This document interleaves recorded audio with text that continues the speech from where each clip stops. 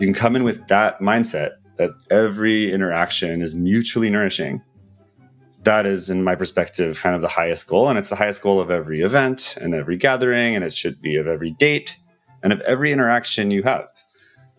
If any interaction any of us has, one or more of the parties end up feeling icky about it, that's not good for anybody. And I would argue that the same exact thing extends to relationships if you just take a longer span. The goal ultimately is for it to be mutually nourishing. Welcome to Normalizing Non-Monogamy, the podcast where we interview incredible people from all over the world to hear their personal journeys of self-discovery through the lenses of love, sex, and relationships. Our mission is to show people that they're not alone and to inspire them to embrace their true selves so that together we can open minds and live authentically without shame. We believe everyone's story is powerful and beautiful, yet it's important to remember that everyone does life a little bit differently and that the views and opinions expressed by our guests do not necessarily reflect our own. Additionally, we aren't doctors. Please consult a medical professional for anything regarding your health that you might learn about on the show. Enjoy! Welcome to episode 333. We're Finn and Emma. It's another palindrome episode. We're excited about that. Longtime listeners know these are my favorites. Yeah. Anyway, today we have a fantastic conversation with Romi. As you'll see, he packs a lot into this episode and just is so full of adventures. And I just love this interview with him. Yeah, this is amazing. Romi has been challenging, questioning the status quo pretty much his entire life. And yeah, as Emma said, just some of the adventures and journeys that he has gone on are amazing, mind-blowing, and he is a fantastic... Some hilarious, and he is a fantastic storyteller. Also, a quick note in this episode, Romi mentions Noah, who is his wife. We interviewed Noah back on episode 321. She is also a fantastic storyteller, so you're going to want to check out that interview as well. And so we are super excited to get this story out there today to maybe inspire you to go on your own adventure. And also because Romi has not just lived his own adventures and shared them with us, but he has also dedicated much of his career to helping provide and create spaces for people to explore who they are and to go on their own journeys of self-exploration and just living the hell out of life. Yes. Romi is the founder and CEO of SoulPlay, and we're going to insert a quick excerpt of him talking about SoulPlay in his own words because we just couldn't say it any better. We couldn't say it any better. And because he waited till like the very last minute to talk about it. And so we're like, you know what? This needs to go up front. So we cut it out, we put it up front, and we wanted you to hear it straight from Romi, how amazing SoulPlay is. And also, we're going to go to SoulPlay. We're going to be at SoulPlay. 2024. 2024. So the dates, Romi mentions it, are June 6th to 16th. But please check out their website because it is not necessarily that full time. There are multiple sort of tracks that you can do throughout that time. We aren't going to be there the whole time. We're going to be there for a piece of it. So yes. Without much further ado, Romi is going to talk about SoulPlay. Then we're going to jump into the interview for all of our premium subscribers. And then we're going to do a couple of quick announcements for the rest of you. Okay, so SoulPlay, which I talked a little bit about the story around it, but it's an organization, a community that I started in 2015. We throw events, festivals, immersive experiences that are mostly focused on getting people to a deeper level of connection with themselves and with the people around them. So a lot of the things that I've talked about today, we create a very unique environment that encourages and guides people into opening up self-inquiry, finding out what's true for you, and gifts this beautiful sandbox to play in with other people who are doing the exact same thing. People walk around open-hearted, undefended, and there's really no place like it. It's 4 days. Usually it's 4 days. We have 2 different weekends this year in June. You can check it out on soulplay.co. And it's basically 4 days filled with workshops, cool, live music, great food, beautiful environment. And mostly, it's a place that people, like I said, walk around open-hearted, undefended. And it's quite a unique experience that you get to connect with people where they're really at. Some cool things about it, it's completely sober.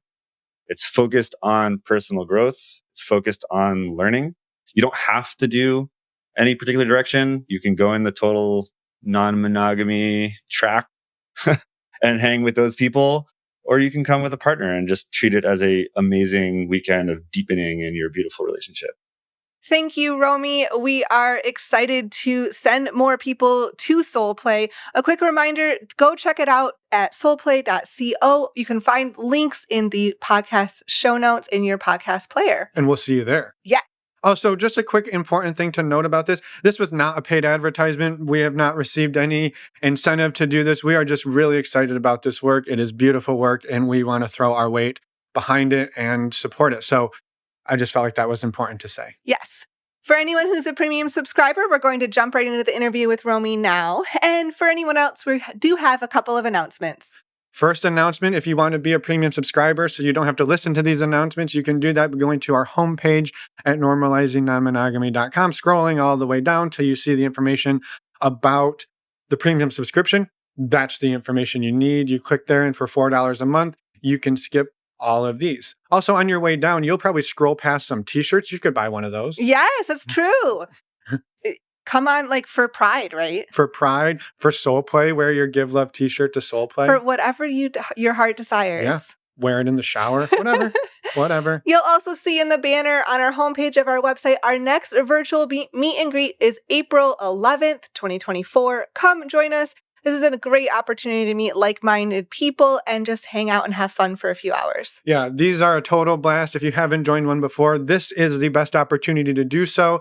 We are actually taking May, June, July, August off from doing our virtual meet and greets. We'll still be here in podcast form. Don't worry. But this is your last chance to do a meet and greet until the fall. So we would love to see you. If you happen to miss it, we got you covered. Yes, the other option that we'd love to have you join is the online community. We have a bunch of people in there, over 300. Almost 300. Almost 300. Don't inflate our numbers. Almost 300 people in there supporting each other every single day. And we also do a monthly Q&A calls, monthly women's group calls, and men's group calls. And we would love to have you come join us.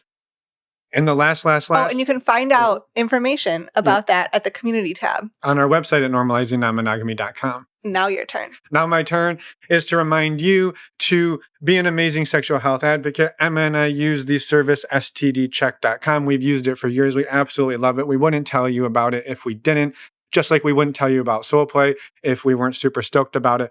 We are stoked about STD Check. For $129, you get a 10-panel test. That price is only valid if you use the links on our website because it saves you $10 and helps support the podcast. So thank you for doing that. This is a paid advertisement. This part is paid. Anyway, we would love for you to check it out. Thank you to all of you who do use the links. You all mean a lot to us. And thank you. A final reminder to reach out to us, send us a voicemail, send us an email. We would love to hear from you. You can do so on the Contact Us page of our website. We would love to have you come be a guest on the podcast as well. So reach out to us and let us know. And with that, let's go talk to Romi. Welcome to the podcast, Romi. We are super excited to talk to you today. We know a little bit about your background, a little bit about your story, but not too much. So that's what we're here to do today. So welcome. Thank you. It's so nice to be here. Yeah. And maybe we just start with the easy stuff. Tell us a little bit about who Romi is and maybe what inspired you to be here today. And then we're going to figure out where to go from there, but likely back in time to the beginning of your relationship explorations. Okay. Well, who is Romi? It's not such an easy question, actually. That's true. I feel like it's a pretty complex question that would require a pretty complex answer. Romi, I am someone who is always, from the moment I started having awareness, I am someone who is curious. I was curious about things, why people do things. I was curious about how things feel. And I was an avid believer that none of us, including myself, that I shouldn't do things just because it's how they were done before. Yeah. And so challenging the status quo has been a key driver in my life on all fronts: relationships, careers, friendships, recreational activities, anything that I do. I like to see what everyone's doing, and I tend to challenge it. Yeah. And sometimes it's great and what everyone's doing is fantastic. And sometimes it doesn't make sense. So that's who I am at my core. And ultimately, it's led me through a long series of events to being in a very polyamorous marriage and exploring love and relating in many different ways. It's led me to developing a career in providing spaces and events that help people explore themselves and find out what's true for them through my business of SoulPlay. Mm-hmm. And it's led me to being a parent that also is trying to bestow these values in my kids, not taking anything for granted and finding out what's actually true for you. Yeah. And that can be different depending on who they are. 100%. Exactly. I am the last person to say that there's a right way to do anything. If we're talking about relating, I think monogamy is a very viable option if that's what your nervous system and your heart wants. Yeah. I can just so appreciate the way you framed all of that, and I think so. So Emma and I have a history of pushing against the norm as well, and it's not that what everybody is doing is necessarily bad, but I think I get questiony. I'm like, okay, everybody's like looking this way. That's great. I'll glance over there, but like, what are we missing by looking a different direction? And it's also a lot of work. Like pushing against the norm is a lot of work, and I'm just curious, like right off the bat, like, is that for you? Has it been harder pushing against that, or is it harder to go with it? I would say for me, I can't not feel that something is off. Mm-hmm. So if I'm seeing something that everybody is doing or, something that society believes is correct, I just cannot, I'm not wired that way. Mm-hmm. I check in with myself. I feel something is off and I cannot ignore that. And so I ask the question, and I ask it first of myself, like, why am I doing something this way? And so I think in some ways it's easier for me to push against the norm because it's my nature. Mm-hmm. I also want to kind of be more precise. It's not that my nature is to push against the norm, but my nature is to assess and inquire whether the norm suits me. Yeah. Just to inquire, and to explore what is correct for me. It's not, I don't have to push against the norm. Many times the norm is fine. Yep. Yeah. That makes total sense, right? It's not your goal. And when you wake up, isn't like, how can I fuck up the norms of life? No.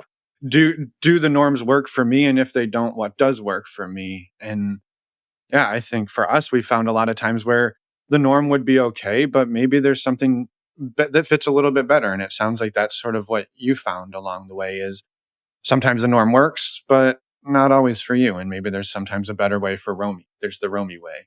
Yep. I think everybody and myself, like this is my way. I think at every step of the way, I'm asking myself what's correct for me and kind of trying to, yes, I can use the norm or whatever is out there as a guideline, but I'm actually trying to find my quest is to continuously drive towards my true self, my true center, whatever that means. And it's changing. There isn't like an answer either. It's my true self at this moment. Yeah. Yeah. And so when did I love that. Yeah. And so when did the first time you started to feel that like there's something here that's not right around the way others were saying to do relationships? We're going back in time. Yeah. There's actually two different stories that I could share. One is very early on. I was in the 4th grade, and I remember people in my class and my friends were not yet there in terms of romance and sexuality. They didn't understand the concept, and I remember I started getting the inklings of that, and I befriended these two girls, Tammy and Lital. And we would hang out, and they would leave messages on my recorder about how much they love me. And we tried to organize a sleepover party where we would do all these cool, kids vibe, sexy games and things. And we proposed it to all the different kids, and all the parents just shot it down. They were like, nope, you cannot do this. And that was, I think, my first taste of the world pushing back on what I thought was such a fun idea, and such a, like, why would we not want to do that? I'm super curious though. What were the games at fourth grade where I don't even know what are we like? It was like skeleton in the closet, and we were going to do spin the bottle, and we were going to do 7 minutes in heaven, where, two people go into the closet and awkwardly stand next to each other. Yep. Amazing. Yeah. But all the parents were like, nope, we will not allow our kids to come to this thing. Yeah. And I just could not understand that. I will say that 2 years later, I remember holding court in, so to speak, during recess in the 6th grade, where by that time people were kind of a little bit bought into the idea of relationships, and you could have a girlfriend and a boyfriend. And I would sit with everyone at the recess and kind of ask, so if what we're actually trying to do is kind of touch and hold hands and kiss even, why can't we just do that? I remember asking the people, I had this point of, why can't we just do that anyway? Like, why do we have to have all these labels, or why do we have to have all this container for which it happens? And I really got shut down. I was labeled just like a horn dog. Mm-hmm. And basically people kind of were put off by it, by that level of suggestion. Like, how dare I suggest that we could just kiss and make out for no reason other than the pleasure of it. Mm-hmm. It was very revolutionary in sixth grade. Yeah, for sure. I'm also curious, like, how that, I'm assuming, first of all, that was your other story of the two that you were going to share? Or is there my other story that I was going to share has more to do with my first foray into actual open relating, which was later when I was 19. Okay. So these are kind of my origins. Yeah, we'll get there in a minute, because I'm curious, kind of like, how was your family structure then? Like, and because obviously you had been something had shown you that this was okay to have these questions, to think this way. It's a good question. I mean, my family structure was traditional nuclear family. I have my dad and my mom. I am the oldest of 4 boys, so we had a lot of kids in the house, and they were monogamous. So I didn't get any example of this, but I will say that my dad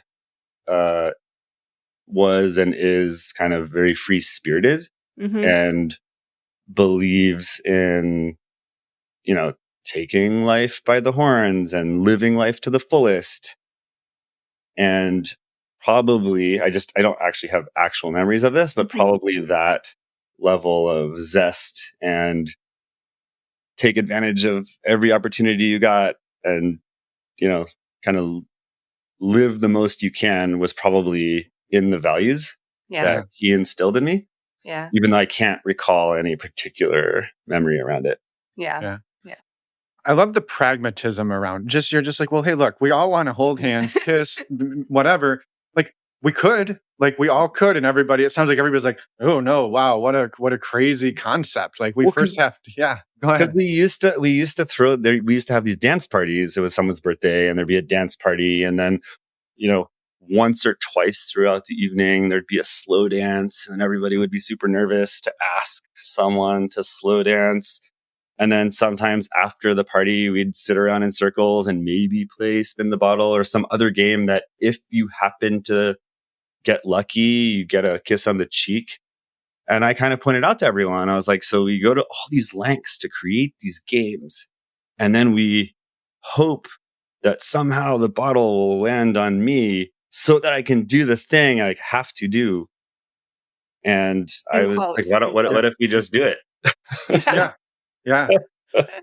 Yeah, I mean, it's to me like just the way you frame that, like what comes up to me, and again, I don't have the answers, but it's shame, right? Like it's if we can blame it on a game, Mhm. now like I don't have to admit that I wanted to kiss somebody. I have to because the bottle spoke. So I can then offload that shame or that whatever onto the bottle, onto the Yep. closet, whatever it is. So yeah. I think you're 100% correct. And I think from a very young age, I set out to open people's eyes to the fact that that is bullshit. Yeah. Mm-hmm. I love that. Yeah. And Yeah. so what happens at 19? Okay, so 19, Skipping you know, through several years that I were know likely it's very great. I'm, formative. I'm, I'm, I'm, you know, deep in the height of my enthusiasm Yeah. about sex and dating. And I have this, I meet this glorious woman who's very redheaded and always known as the redhead. And she's glorious and she's wacky and she's outrageous. And we start dating, and we kind of, one of the weekends, we take a trip to the countryside, and it was, I don't know, about an hour and a half drive. And she's like, oh, well, we're in the neighborhood. I have a friend that lives around here. Let's go visit him. I'm like, cool. Why not? And so we go and we park the car and we knock on the door, and this guy opens the door. And before I know it, this is all I know. Before I know it, she basically jumps on him and they proceed to make out as like a hello, like full on kissing, making out. She's on him, like and I had no warning for this. So I can't really call this ethical in any way or consensual in any way, but I had no warning for it. And I was like, oh, wow. Okay. And then she stopped. They basically did that for like a minute. Stopped. Which feels And like a long time when you're watching it was this. a long time. A minute is a long time when you're just standing there awkwardly looking at your girlfriend, like kissing a dude. So, she gets down from this guy and we go inside and have tea and we hang out and we talk. And, my insides were confused. I will say, like, what is going on here? And, but then, we were there for half an hour and we left, and she came back and we went and we continued on our adventure. And I expressed the feedback about that didn't feel good, Yeah. But the more important thing about that story is like the realization that I had during and after that, where I viscerally felt me cringe and kind of be opposed to this. And then inside of me kind of transmuted that and was like, but why? I asked the question, why am I feeling, why? Like, she's with me. We're now kind of continuing on our adventure. Nothing happened. This other person also, he was like domestically, like he had a partner that lived with him, and it raised the question. So what was wrong with that? I like kind of everything I was told and my conditioning was telling me that was wrong. But it kind of begged the question, what was wrong with that? And ultimately I came to the conclusion that nothing was wrong with that. It was a very beautiful display of affection between old friends that had zero impact on my relationship and dating with this person. And I think that really kind of planted the seed for my nervous system and ideas of sharing affection and sharing sexual and viewing sexual energy and even romance as just a exchange of energy, a just exchange of affection that doesn't necessarily need to, it only affects me if I make it affect me. It's such an amazing like full circle, right? Because that's almost exactly what, in the 6th grade on the playground, you're basically saying to people is like, why can't we just do this? And everybody's like, no, fuck you, that's stupid. And then later on, you're just like, oh, okay, yep, I guess we can. But like, it just kind of like slapped you upside the face. Like you got to witness it and experience it, but definitely weren't ready for it. And then you get to sit and process it, like full circle. Like we just did it. And then you get in the car and drive away like nothing even happened. We had tea and away we go. Like it's crazy.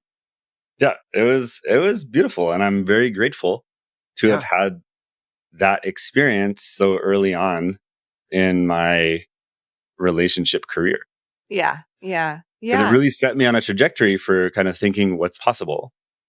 And it made me realize that that's the world that I want to live in, a world where people share affection freely, express affection freely, where friends who are good friends, who are not romantically involved, can share affection in different ways beyond, the bro hug.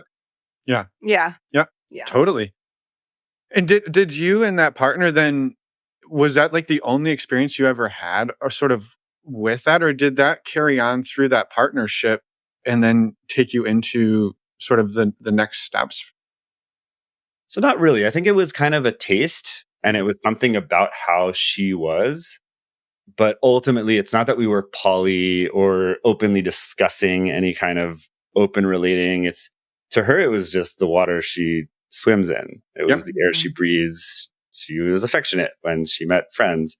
But it didn't go any further than that. I didn't really have to deal with it then. And ultimately, I then continued to be in relationships that were presumably monogamous. That was the norm. So even though my system and my thought around it was that that is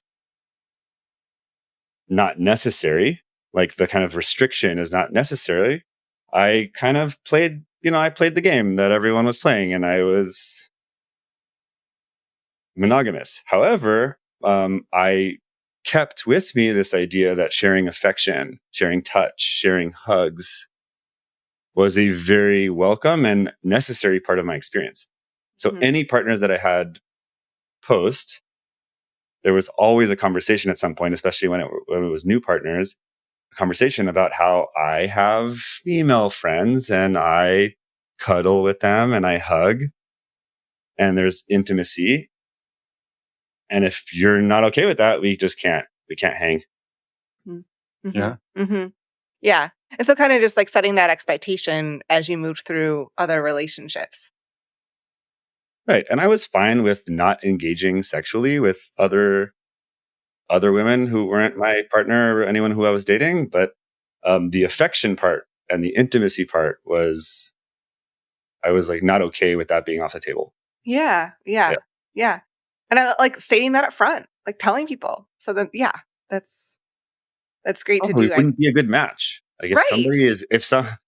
if somebody tells me that they're not okay with me having female friends or watching a movie with them and cuddling or giving them a massage or Well, I'm curious how, and this is like a big question because this is water I swim in a lot, and the narrative I have is that all of this, similar to what you were told in sixth grade, that you're just like a horn dog who just, that's all it is about sex and all of that, and I'm just blown away that you were able to come away from multiple experiences in fourth grade, then again in sixth grade, and probably other narratives along the way, arriving in your early 20s, still being able to push through and cultivate friendships that have intimacy and connection, even if they aren't romantic. Like I'm truly blown away that you were able to sort of clear those hurdles and that negative feedback you got and still land there. I don't know that it's a question unless you know how the hell you pulled it off. Because well, again, it kind of goes back to what I started with, where I say I think there's an innate commitment to authenticity yeah, that I was born with, or was kind of got inducted into me at a very early age. Mhm. yeah, And that never went away. So it didn't matter how much feedback I got. I was committed to, I guess I discovered early on how it feels to be aligned with myself, to speak my own truth and to feel what that is, even with opposition. yeah, And I think I realized also, even at a young age, that the world is big, the world is large. And if I continuously speak my truth, even if these people can't handle it, there will be others that can. And basically, in, not a mystical way, but I was calling in the people that wanted to view the world and that viewed the world the way that I did. Mm-hmm. Mm-hmm. Yeah, it's amazing. Yeah. I'm blown away. Yeah. Yeah. And I'm curious, kind of, where does your journey go from there? Yeah. So interesting. So, my journey went all over the place, honestly. It took me I went and traveled in South America in my early 20s, and I was very interested in dancing and connecting and meeting people who were from different cultures. And I think I just spent a lot of time chasing and kind of finding that connection with women, connection with people, speaking my ideas around things. That same journey took me to Russia, and I spent three months in Russia, where I tried to start a business, and failed on the business front, but succeeded in having an affair with a mob boss's wife. So that it kind of took me. So that was another non-consensual, non-monogamy situation that I was in. But it was kind of wild because it actually forced me. So because we were doing this affair and we needed a certain front, so she was my translator in the business. And so theoretically, we were kind of like business partners. And so she would invite me to spend the weekend with her and her husband and the kids because it felt like the right thing to do. And I had this real experience of being with this person who's my lover and her husband in the same room, who doesn't know I'm the lover. But I kind of had to still manage that. Even with all that, in knowing that he's the husband and knowing that I'm the affair, I still had to manage feelings of jealousy. I got really intensely triggered when I had to go home at night and I knew that they were together or she would leave me. And I think I had the opportunity to really work through a lot of the internal feelings that come with going against kind of the general norm of monogamy. Yeah. And feeling what it's like when you have a partner, but you're not their only partner. Yeah. Yeah. Yeah. And might I add, in quite a high stakes way, it sounds like that probably would have. Yeah, they had like armed guards and stuff. It was very scary.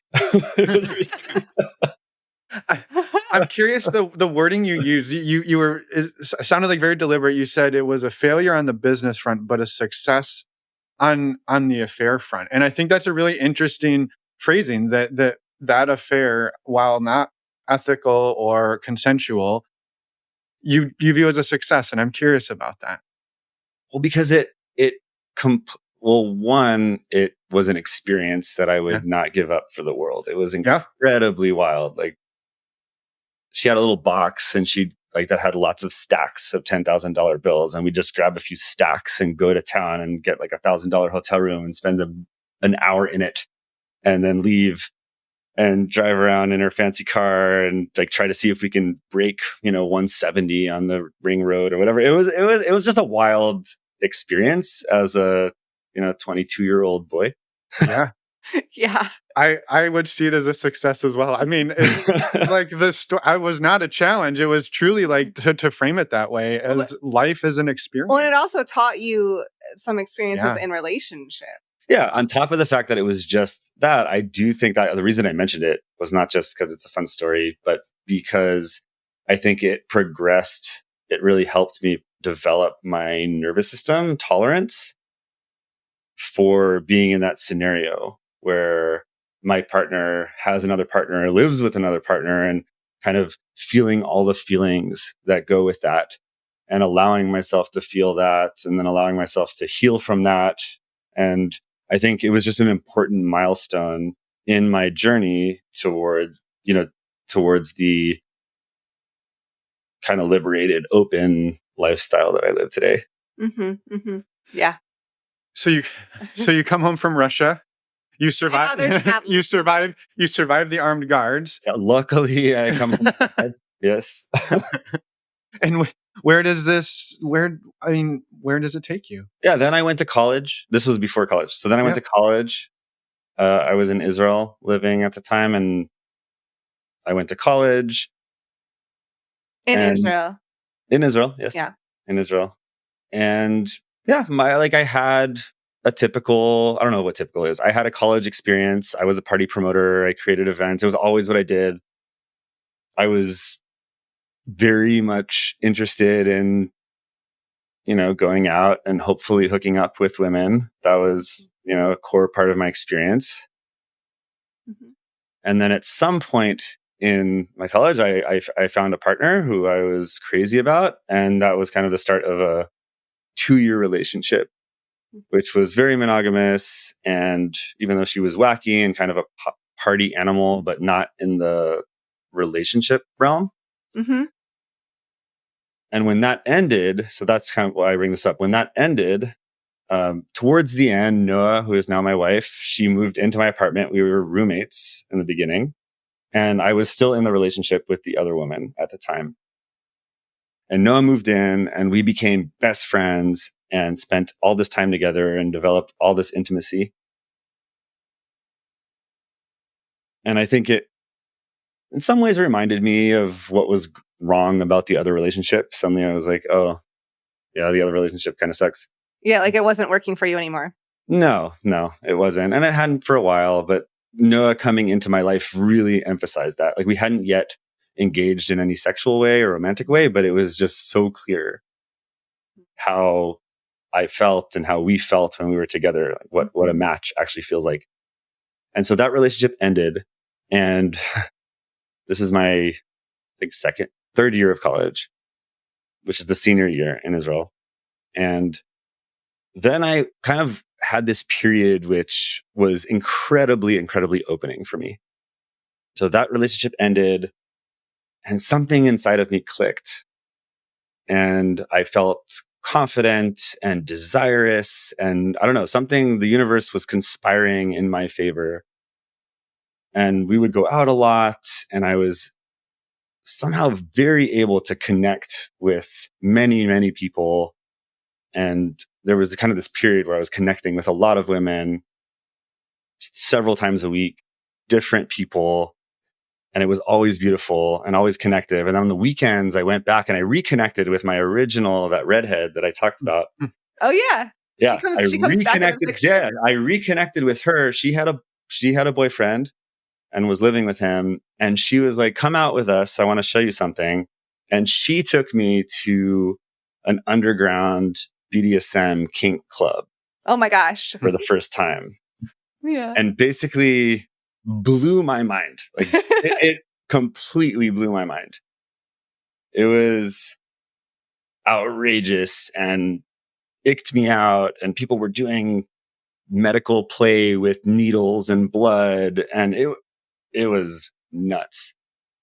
And basically that started a period where for like a few months, every weekend I'd go to Tel Aviv and go out with them too. And they'd take me to the kink club and we just do all this kink BDSM stuff. So that was my introduction into the formal world of alternative, expressive sexuality, I'd say. Yeah.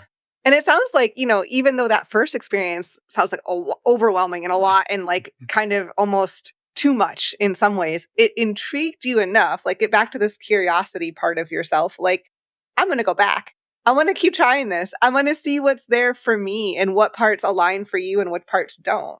For sure. It was so wild. That I remember maybe on the second time, I was like, okay, I want to try it. And I, allowed for her and someone else to kind of do a scene on me as the submissive.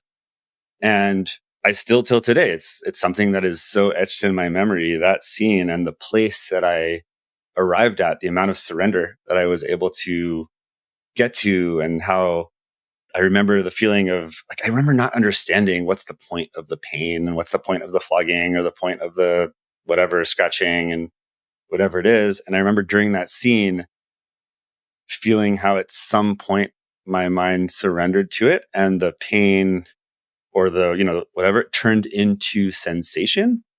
It stopped being pain. it started just being sensation in a very cool way. And I was like, oh, now I get it. I get it. I get I it. get it.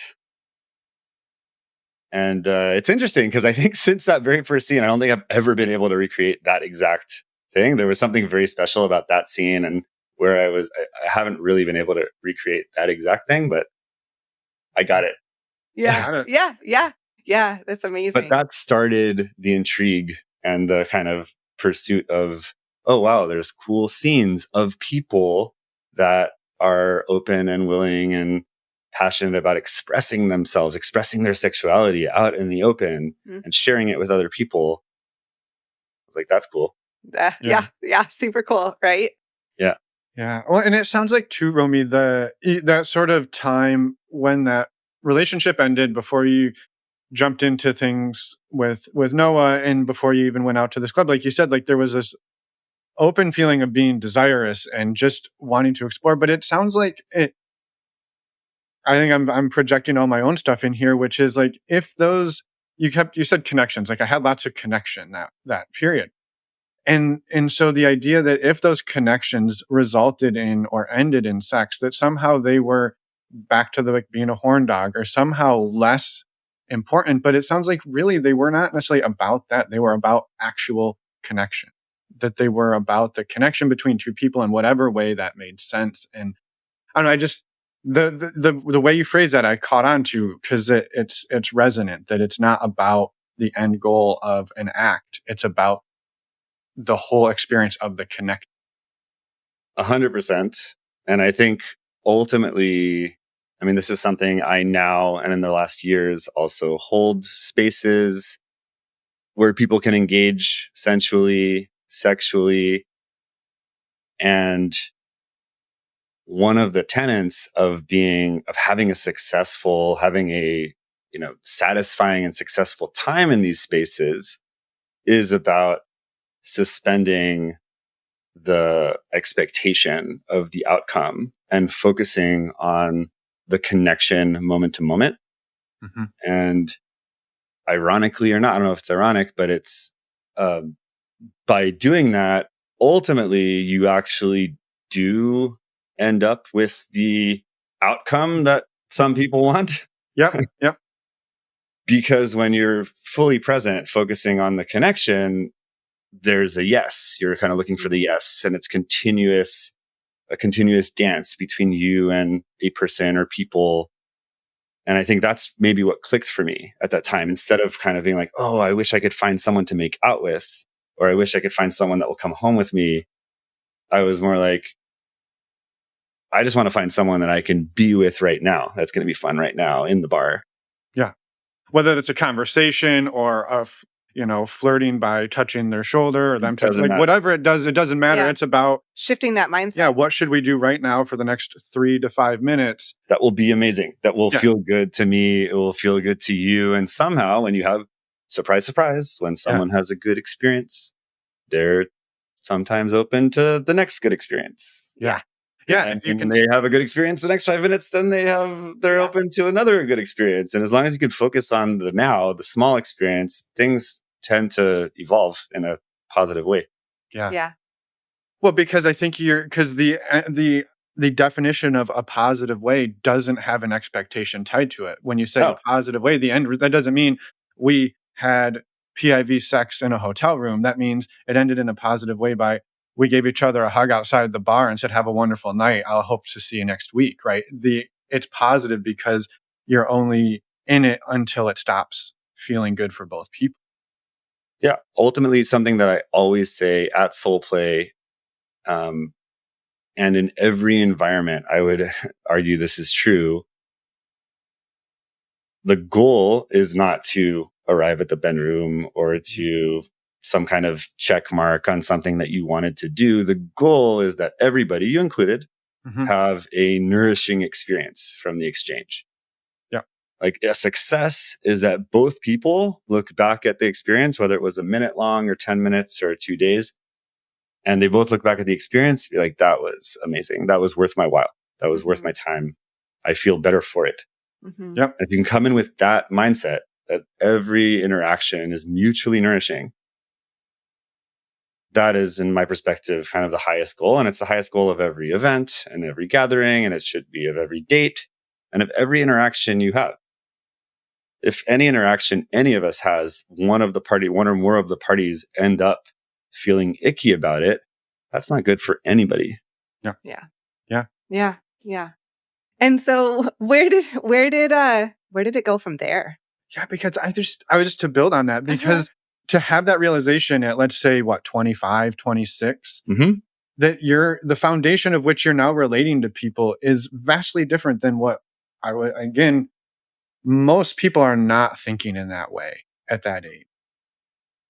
I think you are correct. That is true, which is part of what led me, and I'll share, it's part of what led me to wanting to create spaces that invite people to learn this and to explore these ideas. So this is kind of where the beginning of this happened. In parallel, I will say, during that time, I don't want to kind of gloss over the fact that Noah, that was that period of wildness of going to kink, whatever, and then Noah kind of entered into the picture. She was my roommate at the time, and at some point during that time, we also started connecting sexually and sleeping together, and it was in parallel. So this was another experience where I was going to kink parties, I was going to bars, and kind of hooking up. But also on days that wasn't happening, I was sleeping with Noah in the house. So this was kind of this wild experience of openness. And Noah was actually insistent on the fact that we are not defining ourselves as partners. And that's kind of in some ways what enabled it. Because she was like, no, we're not dating. We're just hooking up. And that was kind of a big part of our beginning. During that time, in parallel, we went for the first time to a festival in Israel, which was called Zorba. Yeah. You and Noah went together. Yeah, Noah and I, and friends. Noah and I. And friends, okay. To a festival that was called Zorba the Buddha. And it was in a place in the desert called the Ashram in the Desert. And it was the first time that I was a big raver in my childhood and in my 20s. I'd go to psytrance raves and take a bunch of psychedelics. So I knew what festivals look like and feel, but I had never been anything like this. And suddenly we arrive at this Zorba the Buddha, which was a workshop-based, inspired by the work of Osho, which some people may know, a workshop-based, kind of spiritual personal growth festival. And I don't want to say I was blown away by it. I was very impacted by it, not because I learned anything new, in my opinion. Like I learned some things and techniques and, cool workshops. But what I actually felt, suddenly I was in this environment where people would spend, more than a second eye gazing, and hugs lasted 2 or 3 breaths. And everyone seemed to be moving slowly in a way that felt very open and open-hearted. And I was ecstatic. I was so thrilled because I felt that I had finally found more people that saw the world the way I did. So it's not that I didn't feel like it opened my eyes. I feel like I was like, oh my God, I've been this way all the time. Finally, I found people that are also like this. So I'm not the weirdo. Because I was always that guy who was called a horn dog, or who was like, why are you hugging so long? Or whatever it is. You're weird. You just want to, whatever. And suddenly for the first time, I found people that also, and I learned that there's a language around it and there's practices around it. And I felt very much at home. And so that kind of happened in parallel to the kind of sexual awakening, and then also learning that there's whole communities around this, that people are exploring these topics. And I think that planted the seed for what later happened, where I kind of, Noah was forcing me to write my life mission statement for some reason, because she read an article from HBS that people who write their life mission statement are more successful than people who don't. And so she was like, we have to write our life mission statement. And we were, 29 and in India. And somehow what came through me in that life mission statement was that I really wanted to be part and assist in the spiritual or personal development, evolution of people in their kind of relating world, their internal attachment and relating world. And it really set the stage for what came next. Yeah. Yeah. And at this point, you and Noah are more in a partnership by now. Yeah. So a few months in, all that kind of sluttiness and going to parties and all that didn't last, because Noah was something like, well, I think we're not doing this. Like, we weren't yet ready. We were not yet ready to declare to the world we're doing like open relating. And so I basically called everything off and I stopped all of the shenanigans. And I said to her, okay, I think we're a thing. We're a couple now. She's like, then let's write some life goals. If that's what we're doing. I've been waiting for this moment. No. Yeah. I was like, and I had this interesting experience of like, if this is the last person I'm going to be with, so be it. She's so great. Yeah. Yeah. Yeah. Like, this is really great. Yeah. You're ready. You sounded like ready for that. I was ready. Both of you. Yeah. Mm-hmm. Yeah. How cool. And so fast forward to the mission statement and everything like that. And you said it really set the stage for what happened next. And I would love to go there. Sure. So from India, I went to business school and hung out for 2 years with people who are incredible movers and shakers and thinkers and smart people. But ultimately, I will say that business school kind of does funnel you and encourages you to either, for the most part, I'd say, join corporations, top corporations, and have impact and big businesses, or in a more small percentage, start your own thing business, but that has the opportunity for lots of impact. But it's still very small. So ultimately, there's a lot of thinking around business, and I kind of got lost there. I didn't really connect with either of those tracks. I didn't feel like creating a tech product, and I didn't feel like joining any corporation. I had just come out of being in a very big corporation. I worked as a high-end consultant for several years before business school. And I did not want to go back to that life. I didn't want to put on a suit anymore. I did want to fly business class, but that's the one thing. That's the one thing that I miss: the nice hotels and restaurants and business class. But I did not want to put on a suit and there's some give and take there. There's some give and take. For sure. I did like the paycheck. It's really good. But what I really started feeling after the trip in India and my mission statement, whatever, I was like, okay, I want to impact people at the heart level, at the relational level. And after a lot of ideating and brainstorming and sitting on it it took like 2 or 3 years of kind of this process, I would say. Ultimately, I kind of built up enough courage to say, I want to create an environment. I want to create an experience that will assist people on their personal development, spiritual growth path. And that's how SoulPlay was born, basically. And in the beginning, I had no idea what I was doing. I'd been to lots of festivals as an attendee. I'd thrown parties, but like single evening parties at houses or different venues. But I'd never worked or attempted anything like this, a multi-day, full encompassing, camping, all-inclusive experience. And I just trusted that it was the right thing to do. Yeah. Wow. And at some point here, you relocated, I'm assuming, to the US. Oh, good point. Yeah. So we weren't like covering all, I mean, I skipped some parts, obviously. I was in college and then I was a consultant for McKinsey in Israel and in Europe. Mostly I was working a lot in Europe, and then came to Berkeley for business school. So I was in, Noah and we both went, by the way. We got married somewhere there at the very end before we left. And then again, when we arrived, and we both came to Berkeley, we both enrolled in Haas School of Business in Berkeley. and kind of went on that adventure together. Yeah. Yeah. And so then you're already in California that's when you start SoulPlay. Yes. Yeah, for sure. For sure. And throughout this period, you and Noah are in a sounds like mostly monogamous partnership, right? You're doing all of this through the lens of how do I help people open up in this way through a monogamous lens. Yep. Yeah. Correct. Correct. We were, I mean, also, monogamous, it's kind of a singular term. We were monogamous in the sense that we did not have overt sexual or romantic connections with other people.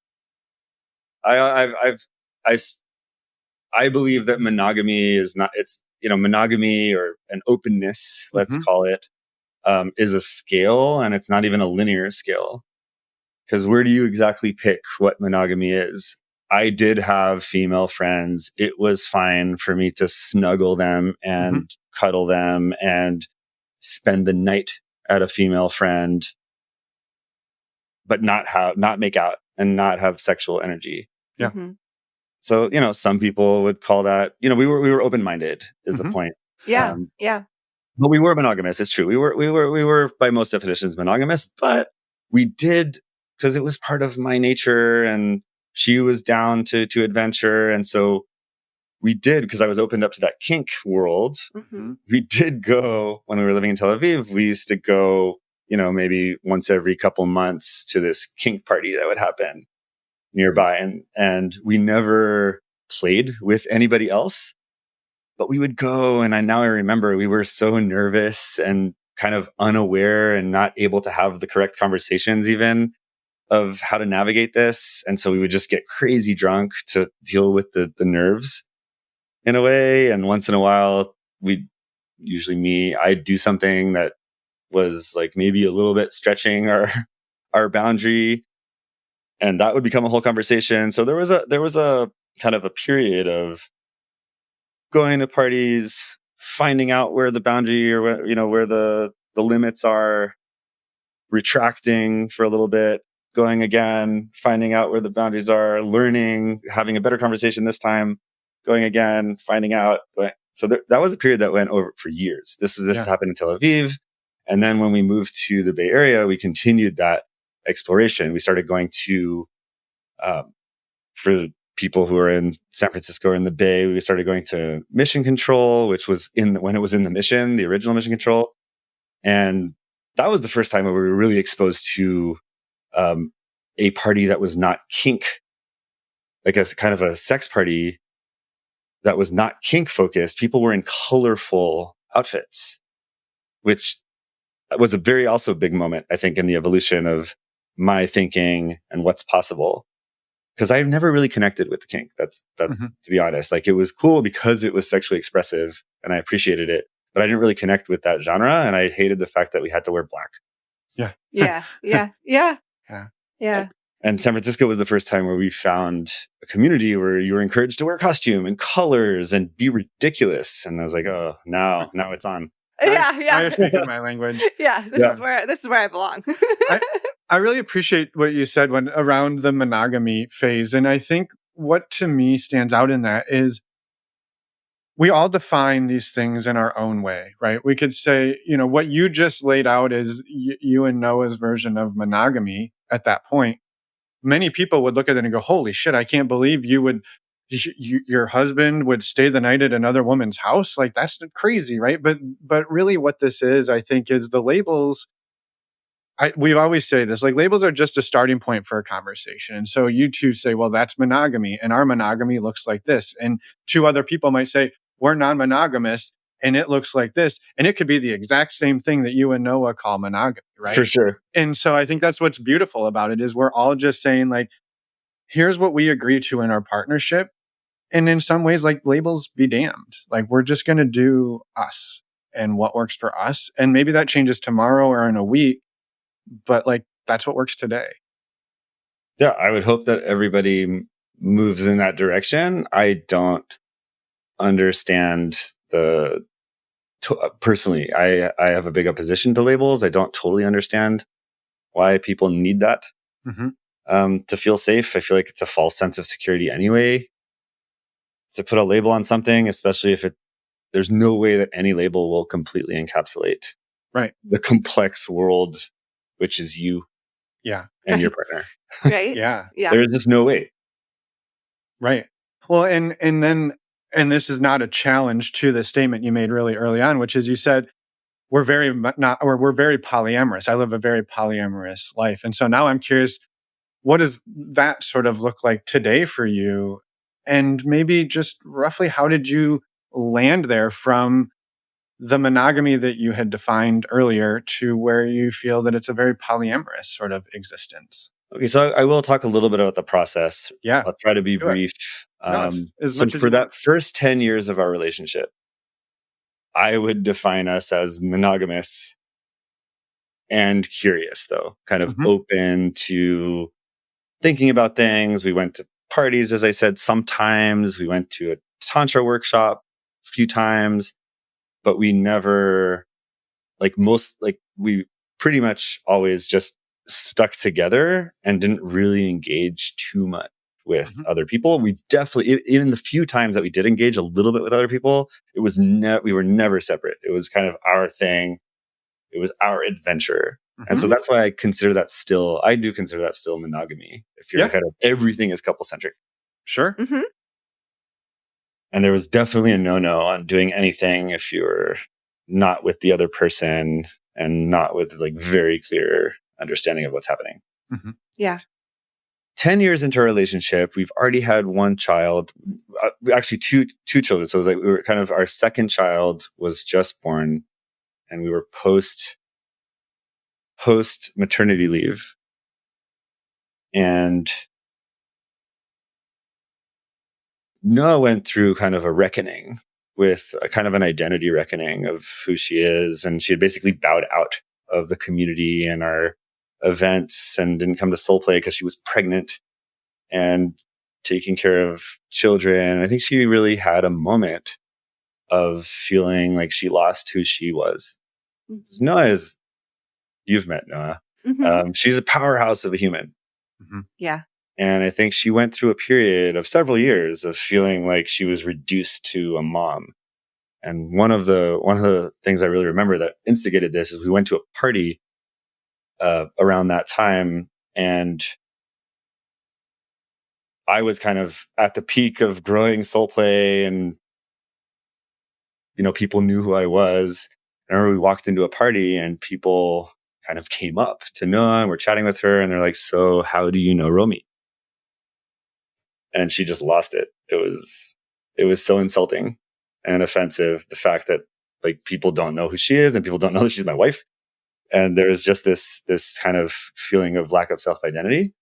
And she went through this thing that we call the fall of rage, where I also identified that what was needed was for her to develop a stronger sense of self and identity and kind of empowerment. Because up until that moment, it was always me kind of driving. Let's go to this party. Let's do this experience. Let's try this. Let's stretch our boundaries in some way.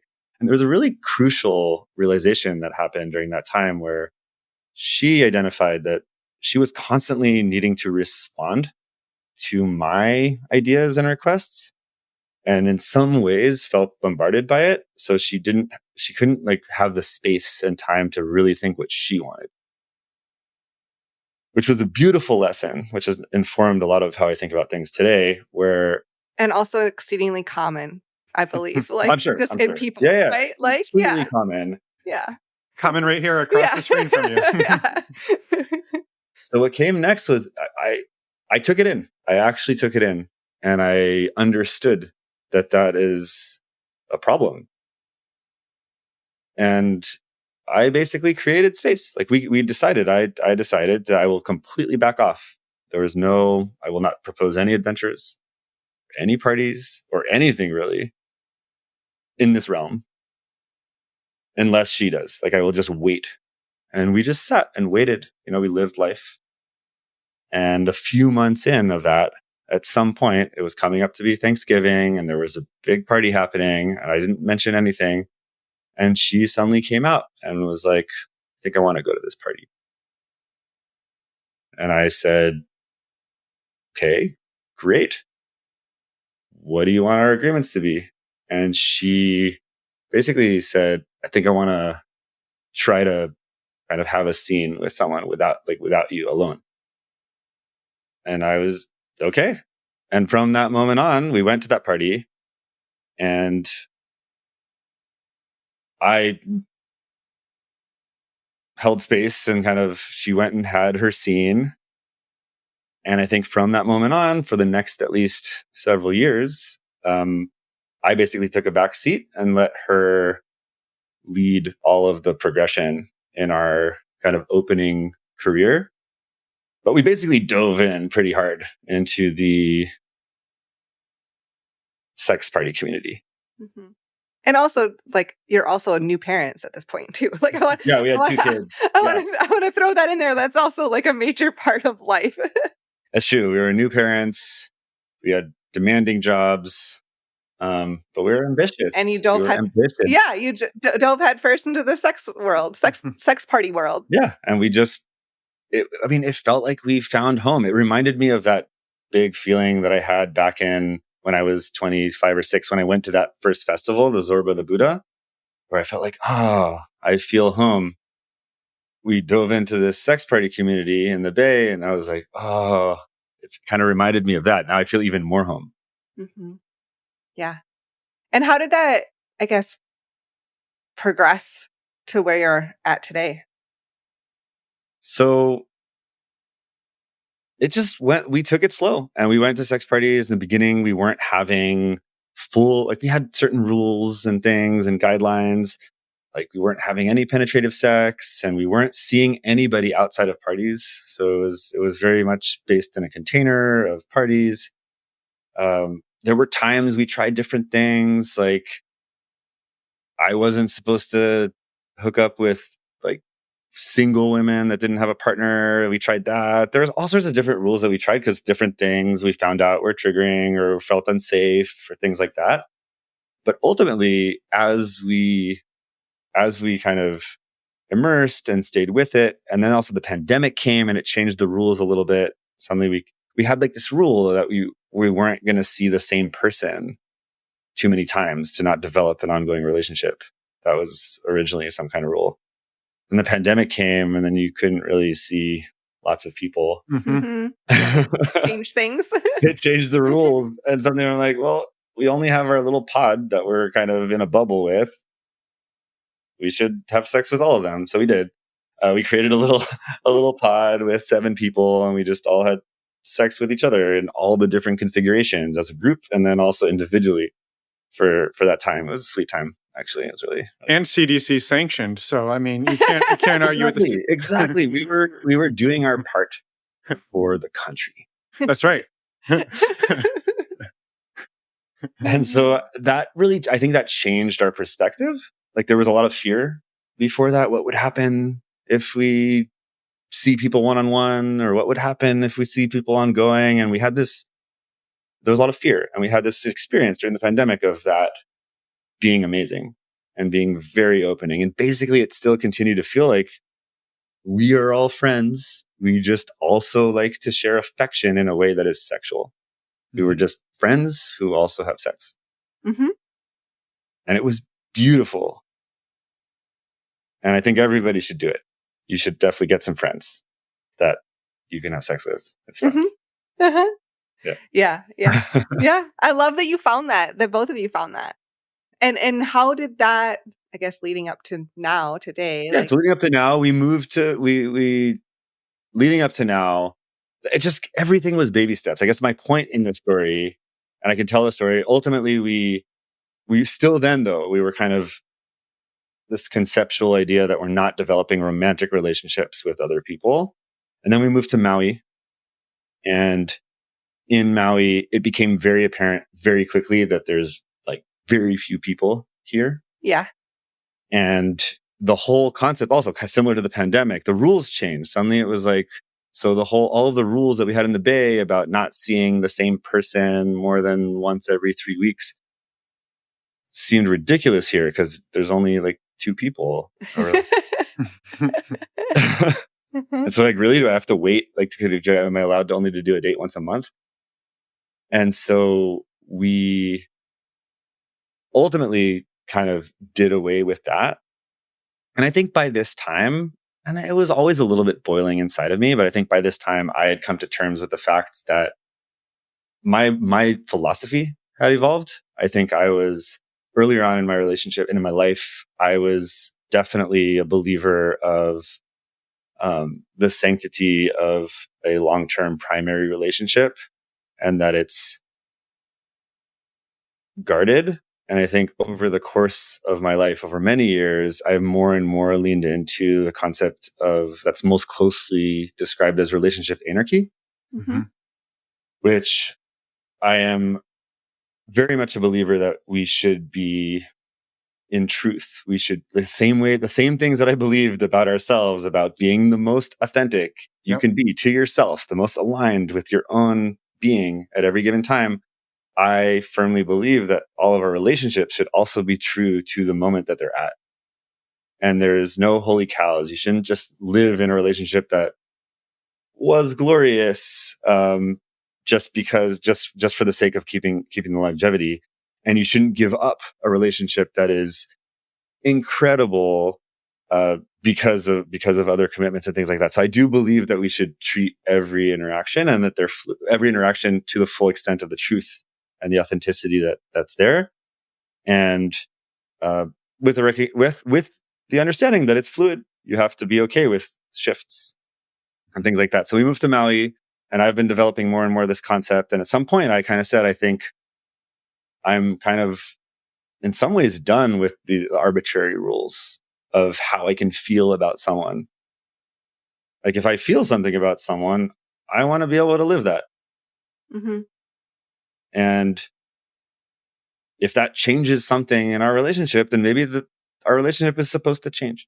Mm-hmm. And I'm okay with that. So I kind of got to a place of acceptance and recognition that to less be attached to how each relationship looks over time and kind of really lean into what's true in the moment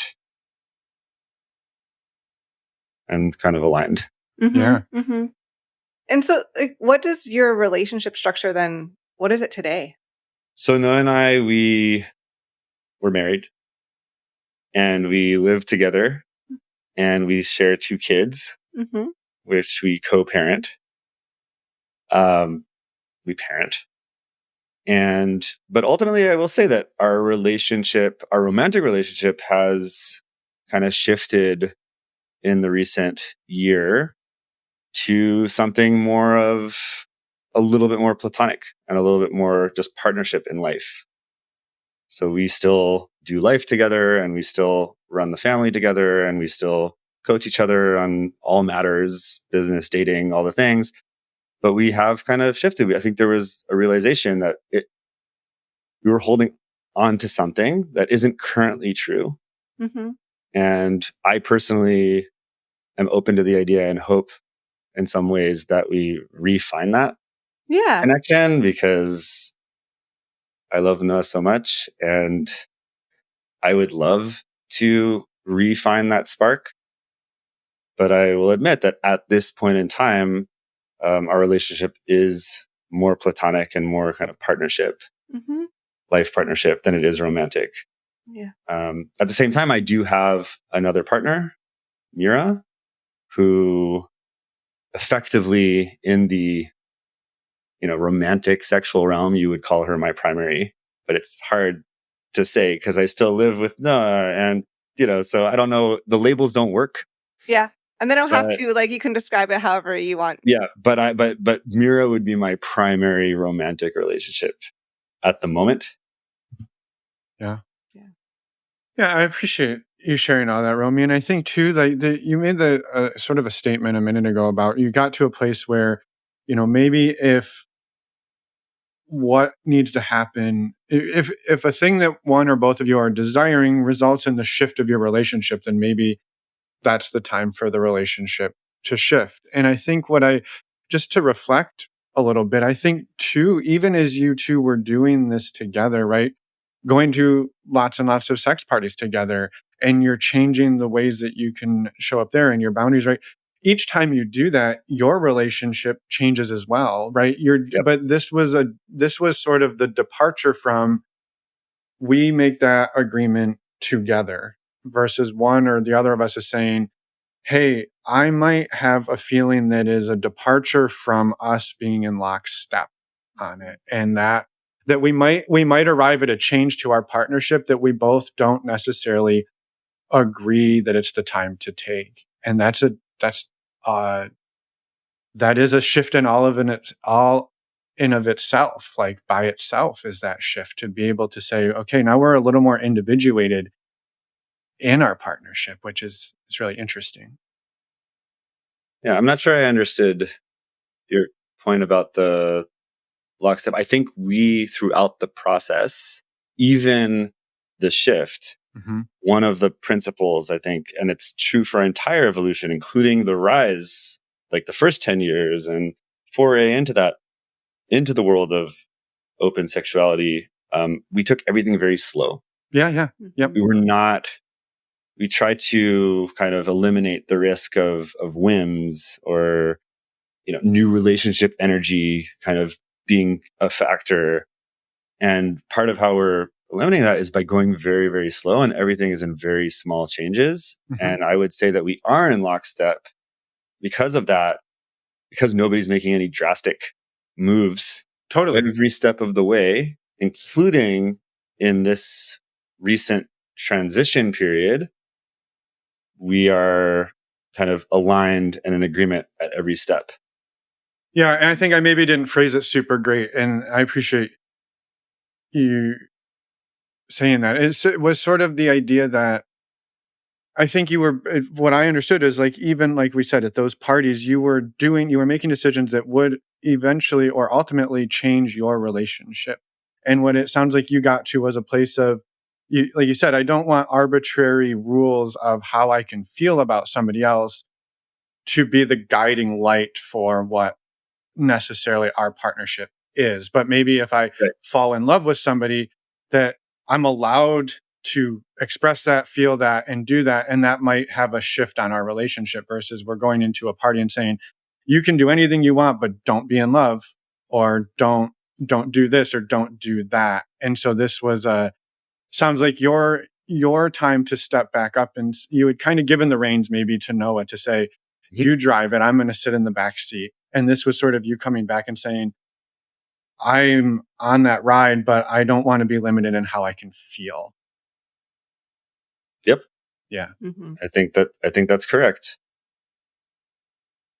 So I am a firm believer, similar to, again, what I said in like the personal growth journey. I don't want to be that the goal of every interaction, when I was talking about consent or about dates or things like that, the goal of every interaction is that it ends up being mutually nourishing. Yeah. Mm-hmm. Yeah. And I would argue that the same exact thing extends to relationships. If you just take a longer span, the goal ultimately is for it to be mutually nourishing. I don't want anybody to, I hope, to minimize the amount of people or to, the amount of times where people either leave a relationship or reach the end of their life in the very few rare occasions still in that relationship and look back and feel a little bit of regret that they kind of put up with something and didn't, because they were too afraid to break off of it or to shift this agreement, because it's hard, because there's so much pressure from everybody, from society, from everybody. And so I would like to encourage people view relationships like that too. And I view my relationships like that too. I don't want anybody else. If Noah goes and falls in love and is feeling the most seen that she's ever felt, more than me and taken care of, why would I deprive her of that? I want her to have that. Yeah. Yeah. Yeah, totally. And I think I know we got in the weeds there. I got in the weeds there, and it got a little confusing. But I think, one of the things that Emma and I had a sort of reckoning and realization, and we're still trying to figure out what to do with that, is the idea that we were both sacrificing ourselves in a lot of ways for the relationship. Mhm. And I think you can do that. And I think we all do that. And it's in some ways necessary to do that to a degree. Yep. But once you get to the point where, and I feel like this was maybe the point you hit, which is I now need to potentially be able to fall in love. I don't have to, but like I need that openness, because ultimately, if that openness is not there, it will start to harm the relationship more than if it were. Sort of, this needs to exist. I need this part of me in order to keep showing up in our partnership, whatever that thing is. It could be something very mundane and like, oh, I need to eat dinner by myself once a week, or Yep. like that could be seen as, well, you don't want to spend time with me, or that is actually the thing that allows me to spend time with you the other 6 nights of the week. And so it's really actually in service to the partnership, but it looks sometimes like it may not. Yes, Yeah. I agree that self-care and taking care, like understanding what your needs and what your nervous system needs and helping feed that is good for the partnership. You being happy and inspired is good for the partnership. I will caveat by saying that I've seen people, and I think it's very important to recognize that new relationship energy and love chemicals are very potent, and they are very they can, it's a little bit risky in the sense that when you compare a beautiful new relationship with no baggage, Mm-hmm. with zero hardship, where you don't share finances and you don't share responsibilities and you haven't ever triggered them enough where there's trauma, Mm. and you compare it to a relationship where you have all that, this one's going to look pretty damn good. Yep. Yeah. And you don't actually know what this one's going to look like in 10 years. Mm. And so I say there's a certain caution to it. I think I obviously am a believer to follow, Mm-hmm. but for example, I also, for myself, and think I made a very clear point to not make any decisions and not make any shifts and not make any declarations until a lot of time has passed and a lot of experiences are had. Yeah. Yeah. Like A you lot. get back to the baby steps thing. Yeah. And Yeah. continuously to recognize, say like, oh yeah, I am totally in love, and being aware of that and waiting until that love wanes a little bit and you kind of see cracks in the perfection of your new person. At least wait till you start seeing the cracks. Don't make no big decisions. Yeah. Yeah. Yep. Yeah. Super sage advice. We had somebody once, I think, say like, there's a list of things I would never do on, we'll quote, on NRE, on the love drugs of NRE. And like, that's moving, buying a house, having kids, like, Oh yeah. Yeah. breaking up, like a big list of things that like, let's let the shit come back to neutral a little bit before we start making life changing. And to also say, we're still going to do it. It's still hella fun and wild and crazy, and it's going to happen. Enjoy it. Yeah. Yeah. Yeah. But don't get sucked into Yeah. the idea that is reality forever. Yeah.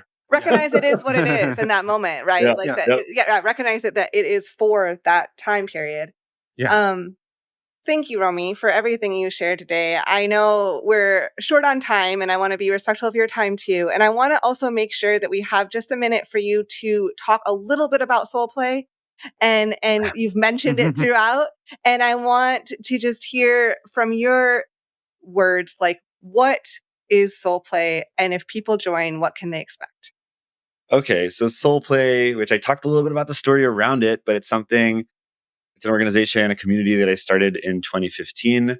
We throw events, festivals, immersive experiences that are mostly focused on getting people to a deeper level of connection with themselves and with the people around them. So a lot of the things that I've talked about today, we create a very unique environment that encourages and guides people into opening up, self-inquiry, finding out what's true for you, and gifts this beautiful sandbox to play in with other people who are doing the exact same thing. People walk around open-hearted, undefended, and there's really no place like it. It's 4 days. Usually it's 4 days. We have 2 different weekends this year in June. You can check it out on soulplay.co. And it's basically 4 days filled with workshops, cool live music, great food, beautiful environment. And mostly, it's a place that people, like I said, walk around open-hearted, undefended. And it's quite a unique experience that you get to connect with people where they're really at. Some cool things about it, it's completely sober. It's focused on personal growth. It's focused on learning. You don't have to do any particular direction. You can go in the total slutty, non-monogamy track and hang with those people. Or you can come with a partner and just treat it as a amazing weekend of deepening in your beautiful relationship. Or you could not do any of that and just party at the pool like me and ride the floaty unicorn. Awesome. Yeah. Well, we're excited to join you this year. We can't wait. And thank you again for everything. We'll make sure links to find SoulPlay are in the show notes. And just really appreciate you coming on and sharing everything you did today. And it won't be the last time. We have so many more questions I could spend for you. hours and hours talking to you. We could do a whole episode on mafia boss affairs because that would be like, yeah. So tons of gratitude, Romi. Thank you for being here, for sharing with us, and for creating the work you do. Yeah. Enjoy the rest of your day. Thank you for having me. Have a wonderful day. And we're back. Thank you, Romi, for everything. Thank you for coming on, sharing your story, and for all of the amazing work you do at SoulPlay, and just in general, being an all-around badass human. We had a wonderful time interviewing you and can't wait to get this episode out there. And can't wait to see you in June. Yes. Yes. All right. A few other quick things before we let you go. A reminder that on April 11th, we have our next virtual meet and greet. That's a wonderful way to meet amazing people. You also get to greet them. And you can find out more information on our website at normalizingmonogamy.com. You can click on the banner at the tippity top of the page. And a quick reminder, while you're over there on our website, you can go to the podcast tab and look at the podcast show notes where you will find links to check out SoulPlay 2024. Just wanted to do one more plug. One more plug. You'll also find links to Noah's episode. Episode 321. Episode 321. So we will see everybody next week. We have another amazing conversation. I knew you knew it was coming. Yep. But we wanted to tell you anyway. The next conversation, interview next week, got that a little wordy, but it doesn't matter. That's all right. You're married to me, the king of being wordy. So I think you're good.